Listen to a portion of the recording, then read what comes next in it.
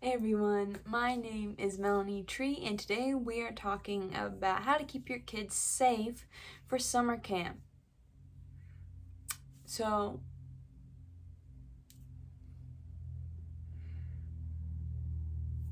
alright, thank you guys so much for watching this. I hope this really helps, especially since it is the summertime and a lot of kids are going to summer camps.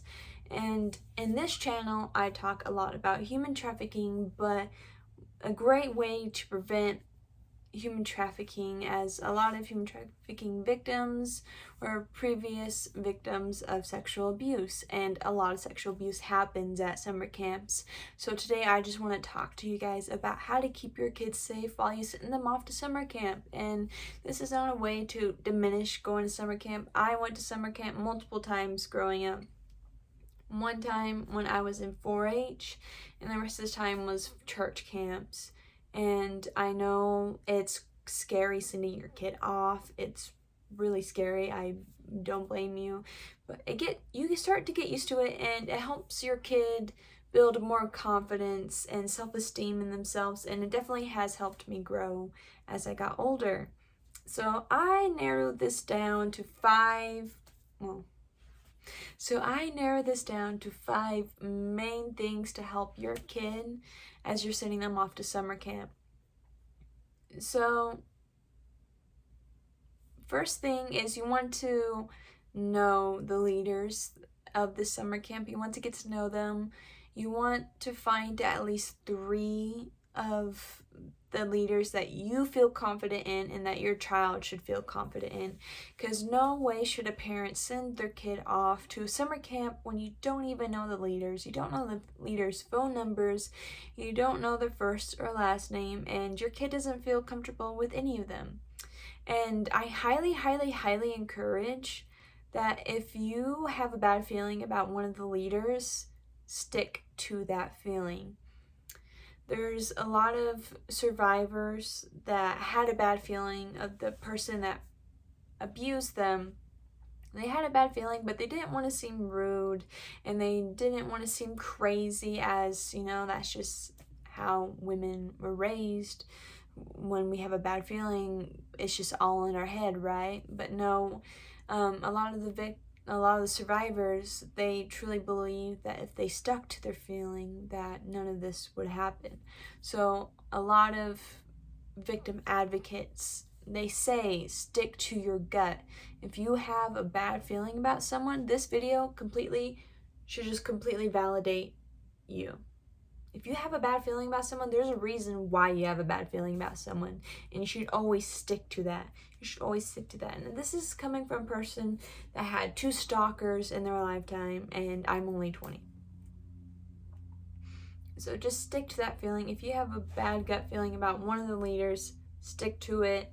Maybe find somewhere else. There's tons of options, especially since it's summertime. There is not only just going to be one choice for you to send your kid off to summer camp.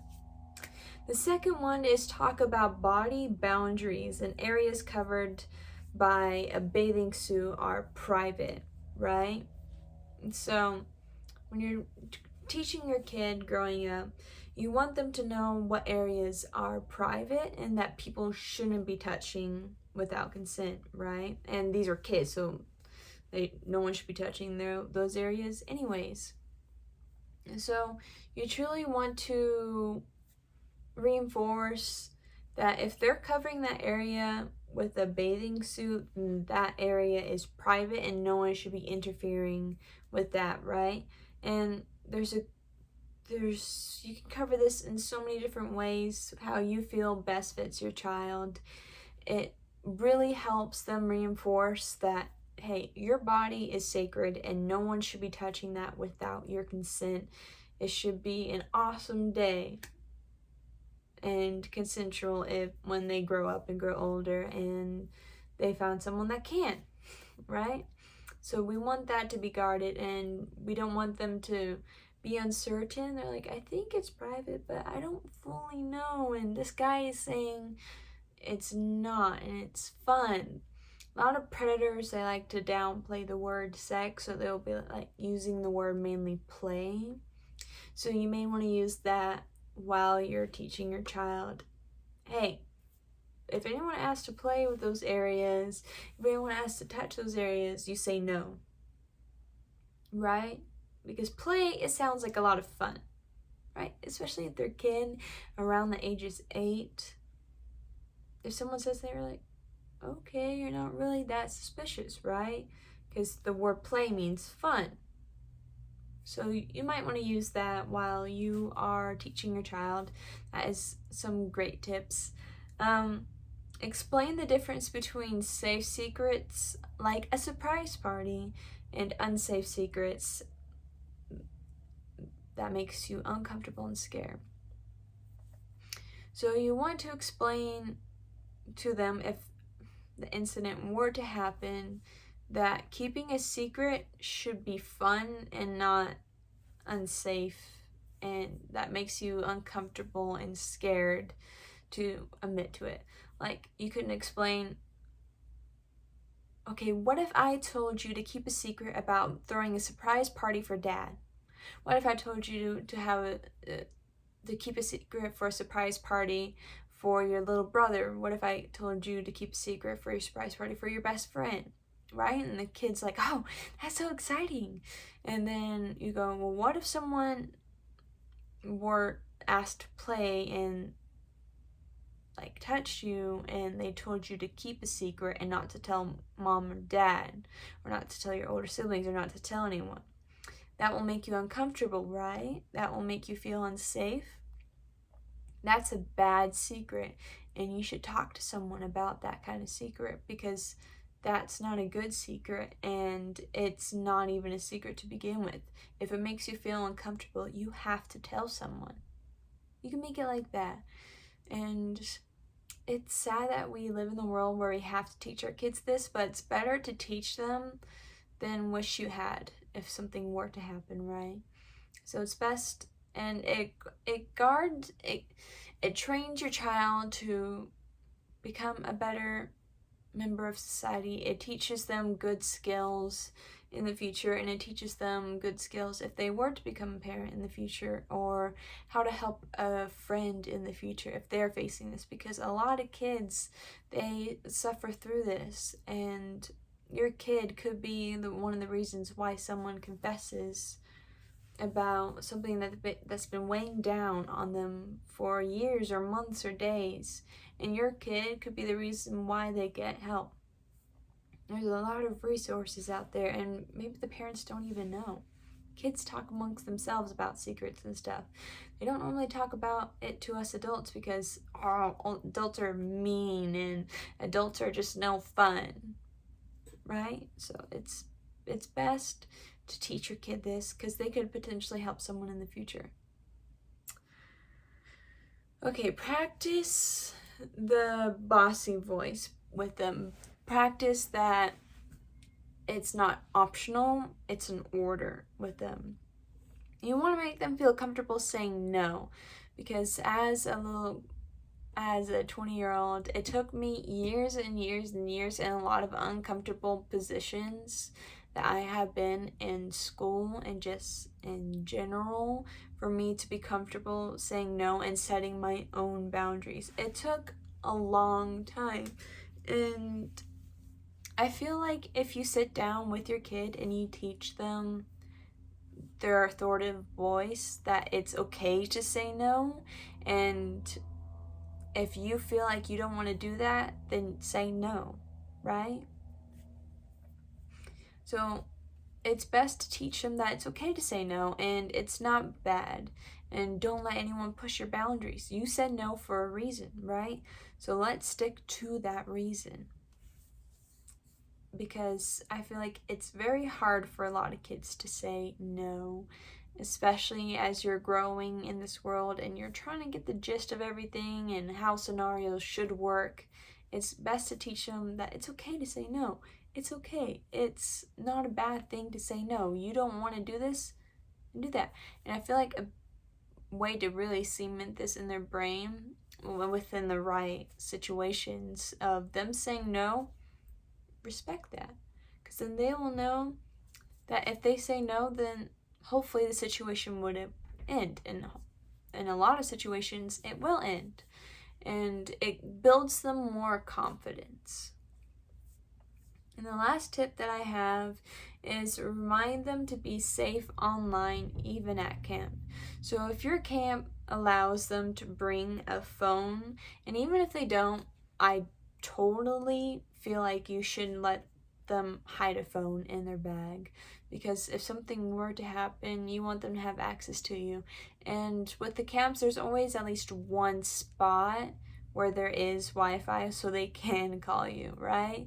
Because there's a lot of people with power trips, when they have a space of power, like the camp counselors and even the fully adult ones, not the teenager ones, they have a power trip. And if the kid's like, I really, really want to call my mom, no, we're not going to call your mom. And it's like, even with the counselors and people, the secretary at the school, it's like they have a power trip telling kids no, just because it doesn't suit their needs and they don't want to sit with the kid while waiting for the parent to come, right?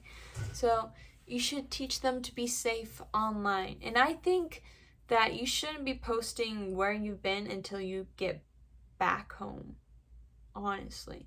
Because if you post and there's someone in your group that you don't fully know has bad intentions, and they know that you're away from home, they can just go rob stuff at your home, right?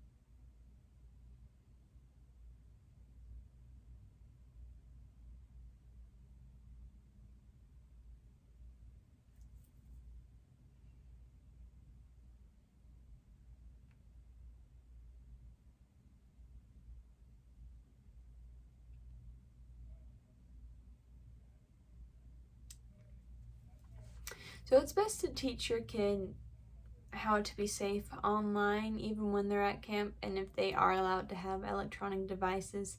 It's truly within their best interest to teach them that, and just teach them online safety in general. They could encounter a lot of kids that encountered bad content, and they could encourage your kid or peer pressure your kid to be taking a nude picture themselves, and then they could be sextorted through that manner. Because there's a lot of kids, and I've heard a lot of stories from my peers around me of kids that did that to them. Even ones that they thought were their friends, they did that and they had a kick out of it. Or even they were just changing, and then one of the kids took a picture and then they were teasing and making fun of them. So it's best to teach them online safety, and if that were to happen, that there are resources, and you should go to the camp. They should go to the camp counselor and then go to you as well. And NCMEC has an area where they can just completely scrub that off the internet. So I think it's very important to teach them online safety, even just in general, because it really helps them, especially with everything being online and digital. A lot of the world and a lot of the content online is just out there. It's just, does it look better when I have my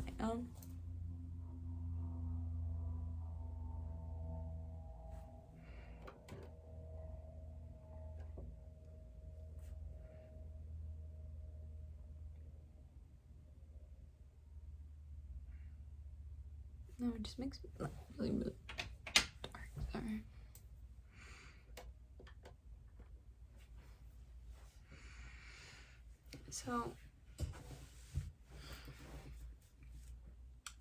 So I hope you found this very useful, I am basing this off of Lauren's Kids Foundation. They have a lot of good tips. I highly recommend you follow them, and also the National Center for Missing and Exploited Children. Around this time and also around first day of school, they have a lot of good and informative posts of things that they've noticed so you can keep your family safe. And I really hope this helped you and you found this useful, and it's guided you and your family in a good direction of how to confront summer camps. They're really important, and I feel like it's a great way for your kids to grow up and mature and realize that they can do things on their own. And I feel like it's valuable, and you should highly think about sending your kid off to summer camp, even though there's a lot of bad people out there.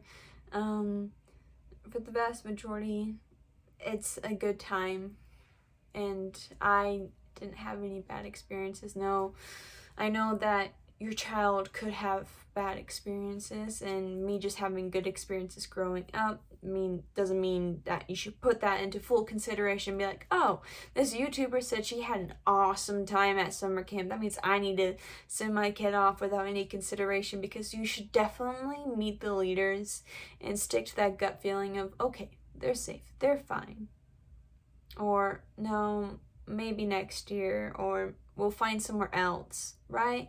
And your kid is going to hopefully have a good time no matter what you choose and what you feel is safe for your kid. And have your kid involved in the process, see what their interests align and what they're intrigued about, and put that into consideration. I truly think summer camps is really good, and it's a classic, and hopefully they'll teach their kids to go to summer camp, and it'll just continue on. It's a fun, awesome experience, and I highly recommend. And thank you so much for watching this video. Please like and subscribe. It really helps a lot, and it really boosts the content so more parents and more older siblings can be aware of the situation for their decision making.